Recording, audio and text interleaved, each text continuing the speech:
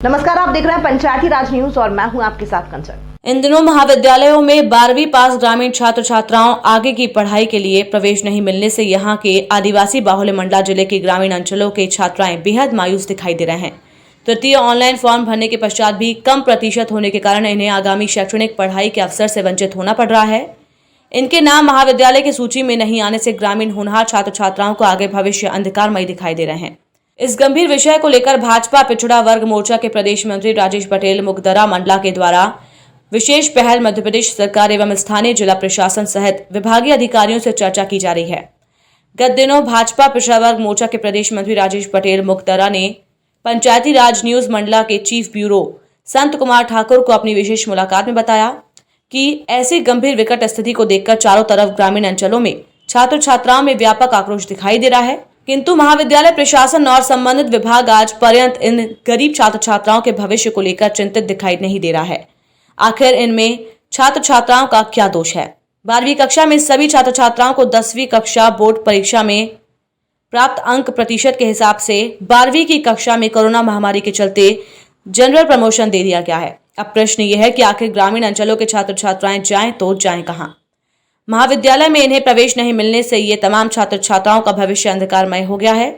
इस गंभीर चिंताजनक विषय पर महाविद्यालय प्रशासन एवं संबंधित विभाग के वरिष्ठ अधिकारियों को पुनः सोचकर ऐसे उच्च शिक्षा से वंचित गरीब छात्र छात्राओं के लिए समुचित व्यवस्था करनी चाहिए। आकाश पटेल है। अच्छा, आप यहाँ जो आज नारेबाजी कर रहे हैं, जी जी किस मुद्दे को लेकर कर रहे हैं आप? जी, हम अखिल भारतीय विद्यार्थी परिषद से कॉलेज इकाई मंत्री का दायित्व है मेरा, और ये सीट वृद्धि को लेकर आज हम यहाँ पर ज्ञापन देने आए हैं। अच्छा। हमारे हमारे मंडला आदिवासी बाहुल्य क्षेत्र में बच्चे इतने परेशान हैं, हर वर्ष ये समस्या बनी रहती है। लगभग 1000 से 1500 बच्चों का एडमिशन नहीं हो पाता, और ये एक दिन में फीस पेड करने की जो प्रणाली है, इससे बहुत बच्चे विघ्न हो जाते हैं, फीस पेड नहीं कर पाते हैं। बहुत दूर दूर से, दूर दराज पहाड़ी क्षेत्रों से बच्चे आ रहे हैं, लेकिन इतनी समस्याओं का सामना करना पड़ रहा है। तो इस विषय को लेकर आज हम महाविद्यालय स्तर पे ज्ञापन देने आए हुए हैं प्राचार्य महोदय को, और इसके बाद अगर हमारी मांगें पूरी नहीं की जाती तो हम इसके ऊपर जिला स्तर में भी कलेक्टर महोदय को। अच्छा, जो ज्ञापन यहाँ विद्यालय में आप आए हुए हैं जी, और अभी आपने जिला स्तर में कहाँ ज्ञापन सौंपे? अभी हम जिला स्तर पे नहीं सौंपे हैं, अभी प्राथमिक स्तर पे कार्रवाई कर रहे हैं महाविद्यालय स्तर पे। अगर सपोज अभी आपके अधिकांश छात्र बाहर हैं जी, फिर उनके लिए क्या करेंगे आप? हमारी मांगे ये हैं कि फिर से एक न्यू आदेश दिया जाए यूनिवर्सिटी से कि जो बच्चे अभी बच गए हैं उनका फिर से चॉइस फिलिंग कराया जाए, फिर से एक नई लिस्ट लाया जाए और सीट में वृद्धि की जाए। हमारे बीच भारतीय जनता पार्टी ओबीसी मोर्चा के प्रदेश मंत्री भाई राजेश पटेल भी आपके साथ इसी मांग को लेकर यहाँ विद्यालय स्तर में आए हुए हैं। हम जानते हैं कि भाई राजेश पटेल साहब, आपका यहाँ पर आना क्या मुद्दे को लेकर पहुँचे हैं आप?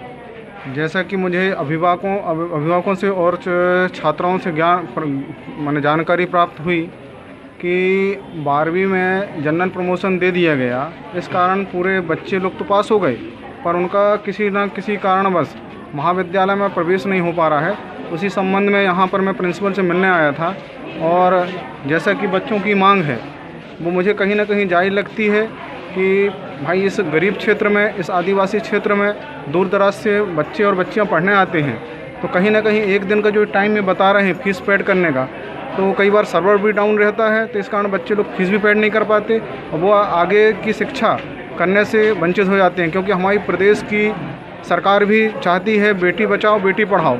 अगर ये नारा हमें सार्थक करना है तो कहीं ना कहीं शासन और प्रशासन को और यानी यूनिवर्सिटी को बच्चों का साथ देना पड़ेगा, तब जाके बच्चे आगे बढ़ पाएंगे और वे अपना भविष्य तय कर पाएंगे। अभी एक मामला संज्ञान में आया है जाम गाँव का, कि जिसकी मदर खुद एक टीचर है, पर कहीं ना कहीं उसका कहना चाहिए महाविद्यालय में प्रवेश न मिल पाना, सेकंड राउंड तक में उसका नाम ना आ पाना, कहीं ना कहीं वो मानसिक तनाव में आया और उसने अपनी आत्महत्या कर ली और अपना जीवन समाप्त कर लिया। ये कहीं ना कहीं सरकार को सोचने का विषय है कि ऐसे में वे बच्चों का भविष्य